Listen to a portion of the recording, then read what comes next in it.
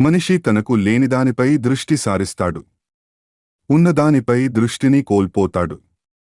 మనిషి తన అవసరాలు, కోరికల మధ్య తేడాను గుర్తించలేడు. అతను ఇంకా సాధించాల్సిన వాటిని కోల్పోయే ముప్పును ఎదుర్కోవడం గురించి ఆందోళన చెందుతాడు. దానివల్ల అతను తన తెలివిని కోల్పోయే ప్రమాదం ఉంది.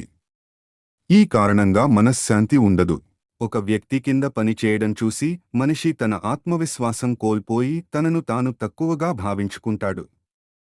ఒక వ్యక్తికి తగినంత జ్ఞానం, కృషి ఉన్నప్పటికీ కులం, మతం, మూఢనమ్మకాల కారణంగా ఇతరుల కంటే తక్కువ పని చేయవలసి వస్తుంది.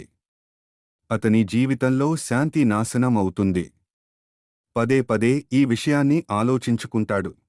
ఒక మనిషి నిరంతరం అనారోగ్యకరమైన ఆహారాన్ని తినడం, తన స్వంత ఆరోగ్యంపై చాలా తక్కువ శ్రద్ధ చూపడం వలన తన మనశ్శాంతిని కోల్పోతాడు.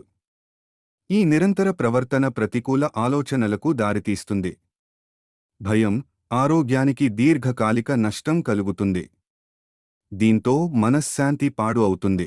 చాలా కోపంగా వాదించే భార్యను కలిగి ఉన్న వ్యక్తి ఎప్పుడూ వివాదాస్పద సంబంధంలో ఉంటాడు. అది అతని మనశ్శాంతిని కోల్పోతుంది. ఎప్పుడూ ఇల్లు గొడవలతో నిండి ఉంటుంది. ఏం చేయాలనుకున్నా చేయలేకపోతాడు.